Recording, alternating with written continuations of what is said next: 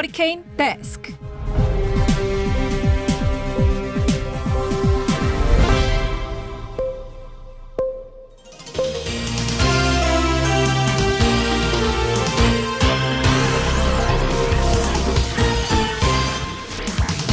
먹고 살기 힘들어도 지나치면 안 되는 세상 소식 전해드립니다. 허리케인 데스크.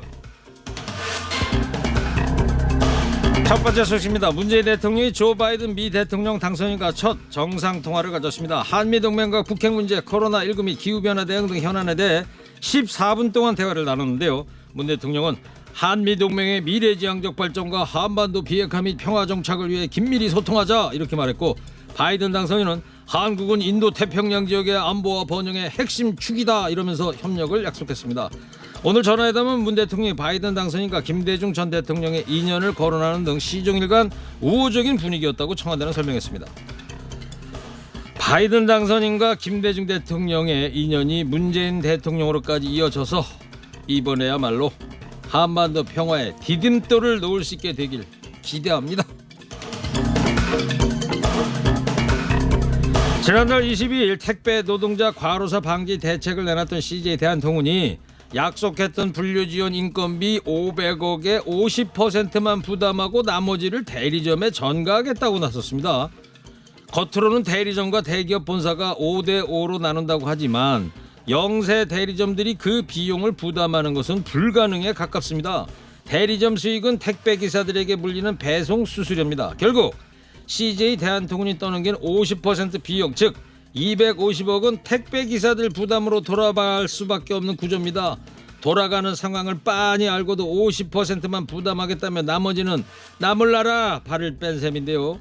결국 택배기사 부담을 덜어주기 위한 지원책이 영세 대리점과 택배기사 을들의 싸움을 유발하고 있습니다. 국민 앞에 고개 숙여 사과하더니 이제 와서 딴소리? 그거 다 쇼요 쇼? CJ 대한통운 코로나19 특수덕에 사상 최대 영업이익을 냈다고 그러죠? 한쪽에선 과로로 죽어나가고 있는데 250억이 아까워갖고 대리점과 택배기사들한테 비용을 떠넘기는 행태 부끄럽지도 않습니까? 다음 소식입니다. 오랜 기다림 끝에 더불어민주당에서도 중대재해에 대한 기업 및 정부 책임자 처벌법 제정안이 발의됐습니다. 민주당 노동존중실천의원단 박주민 의원이 대표 발의한 제정안의 골자는 안전조치 의무 등을 위반해서 인명피해를 유발한 사업주나 대표이사, 최고 경영진, 공무원 등에게 책임을 물을 수 있도록 하는 내용을 담고 있습니다. 또한 이들의 중대한 과실로 재해가 발생할 경우에 배상 최저 금액을 손해액의 5배로 하도록 못 박았으며 경영 책임자 등이 위험 방지 의무를 소홀히 하도록 묵시적으로 지시한 경우에도 벌금을 가중할 수 있도록 했습니다.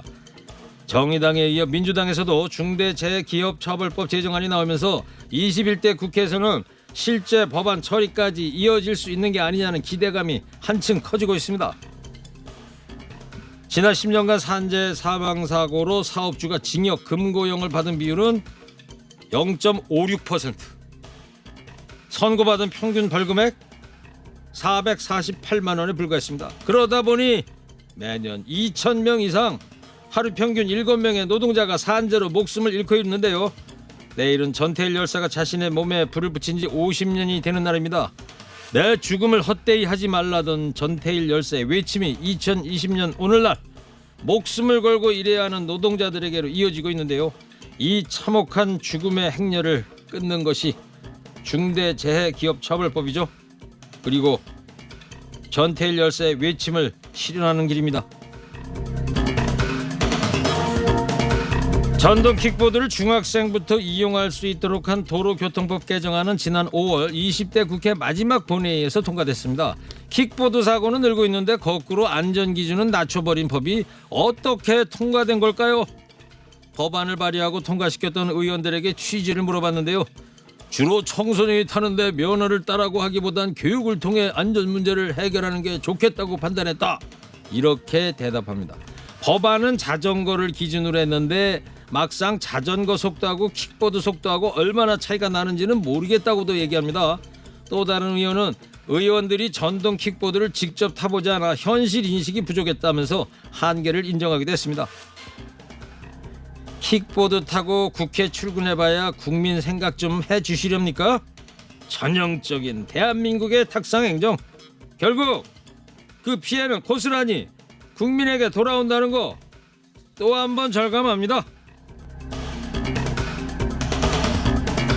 마지막 소식입니다. 경기도 광명시 한 아파트에서 경비원 해고와 월급 삭감에 대한 주민 의견을 당사자인 경비원에게 직접 세대를 방문해 동의를 받게 해서 논란입니다.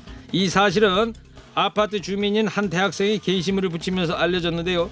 이 아파트 입주자 대표회의는 경비원 근무 시간을 줄여서 매월 1,400만 원을 절감하는 방안과 경비원을 34명에서 20명으로 줄여서 매월 3천여만 원을 아끼는 방안을 갖고 주민 의견을 받고 있습니다.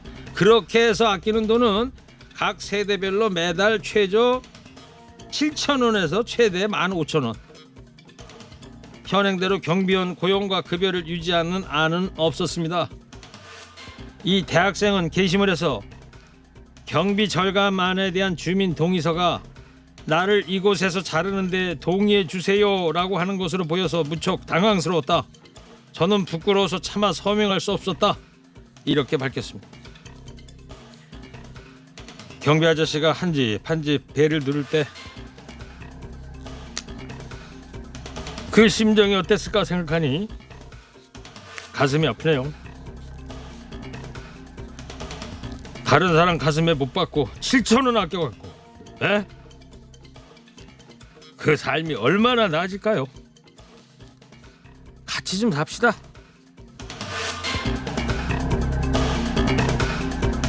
오늘 허리케인 데스크 여기까지 하겠습니다. 깨어있는 시민이 됩시다.